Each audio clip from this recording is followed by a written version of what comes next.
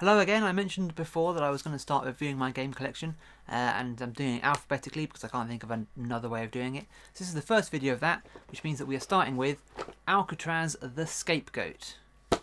Alcatraz The Scapegoat is a sort of quirky semi-co-op game. The idea is that the players, up to 4 players, are a group of prisoners trying to escape from Alcatraz, and you have to complete components of the escape plan, and if you there's too many guards on the board, so all the guards that get out, and then the prison goes on lockdown. One part of the plan that has to be completed, I'll explain how it works in a second. One part of the plan that has to be completed is that a person has to be left behind as the scapegoat to take the fall, basically, as the others run away. So one player is a game where you're working together, but one player has to lose.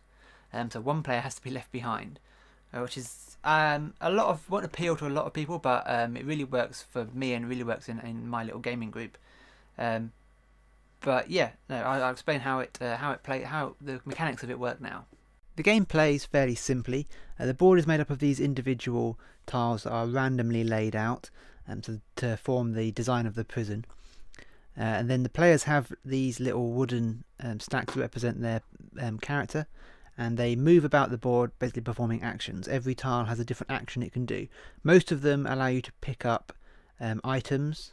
So you've got some clothing, and you've got some tools from the workshop, and you are picking up items. Each player's got their own little player board, so it shows they can carry 3 items, and you're picking them up to try and complete missions. And the missions show up on various places on the board. So here we've got switch off the power. So to switch off the power, you need a disguise, so you need some clothes, and you need 2 sets of tools.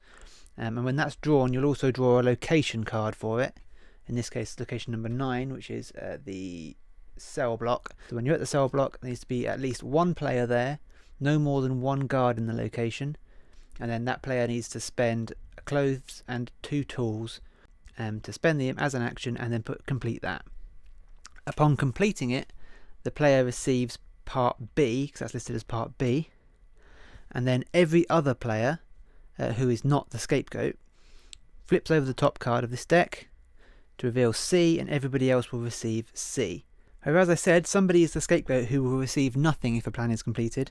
If someone is the scapegoat, that means that they are currently taking the rap for the plan. So they take this card and this token, and they receive an extra 1 action that turn.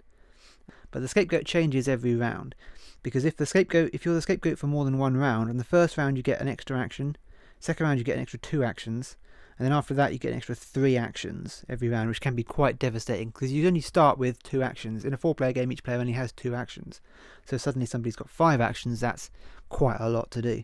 In addition, the scapegoat can play these scapegoat cards. You get them from the warden's office. You can pick them up. Any player can pick them up, but you can only play them if you're the scapegoat, and they can be particularly nasty. So this one here is lockdown. Choose a location. It cannot be entered until the end of the round. So basically, you can just lock down a location. If you can see the players are about to complete a mission, you say, well, nobody can enter that location for the rest of the round, and there you are, you've stopped them from completing a mission. So they can be quite powerful, these cards, but as I say, only the scapegoat can play them. And that's about the size of it. There's a couple of other things. Players can gain stamina, which allows them to take extra actions, and they can gain money, which can be used in various places to trade for goods. But other than that, it's relatively simple. As soon as between the number of the players, they've got at least, so say we've got these 2 players. As soon as between them they've got all 6 components of the escape plan, so A, B, C, D, E and F in any combination. As soon as they've got them, then they escape, and one other player is left behind. In addition, there are these little blue guard counters around. There's a supply of these, and you place 1 at the end of every round. Basically, they're a ticking time bomb. Once all of the blue counters are on the board, the game ends, and all the players lose if they haven't yet escaped. They have additional effects. 1 guard in a location has no effect. 2 guards means that it takes an extra action to do anything in that location. 3 guards means you can't take any actions in the location, and 4 means you can't even enter the location.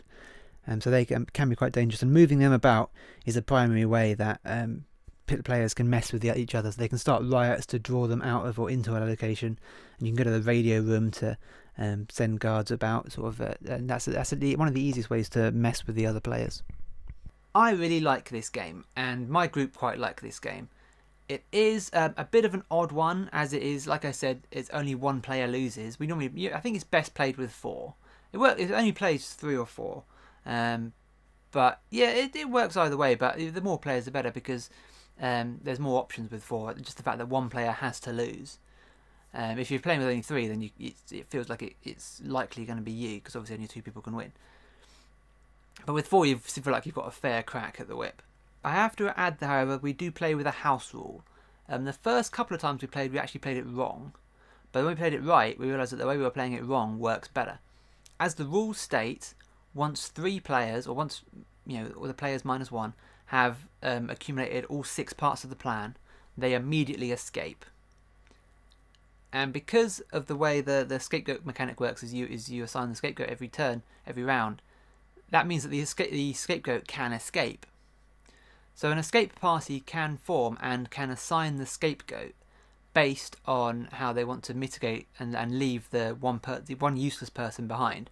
And you can take the power of the scapegoat away from them and just give it to one of your group who you know is going to escape with you, just so that other person who you're going to leave behind has no chance of fighting back that last round.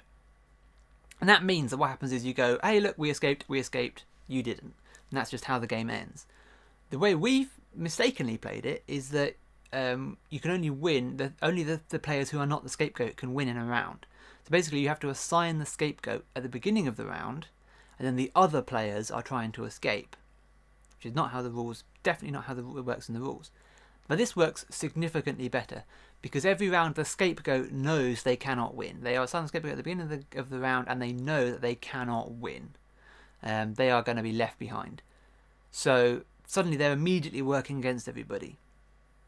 And because they go first and they have extra actions and things, they're in quite a powerful position.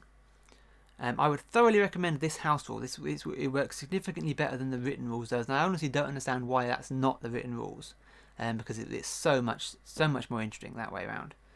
But yeah, no, that's what I would. That's my recommendation to improve the game. But that's Alcatraz the Scapegoat. If you haven't heard of that game before, then and it sounds interesting, then do check it out. I will be posting more of these sorts of videos. I have posted other board game videos, including me talking about the game I'm designing, which is currently in the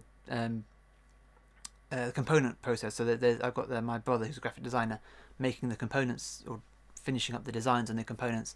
So then we can get a sort of test copy printed, or maybe a few test copies printed, and hopefully start showing that. And then there'll be a Kickstarter campaign and all this other stuff. So that should be cool. Other than that, just please check out my other videos, like and subscribe to this channel, and all these other things, and talk to me, and keep an eye out for, we talk about all my other games. I've got quite a lot of material. I think reviewing my games is a good idea, because that'll sustain me for quite a few videos. But that's all for now. Thanks for watching. The end.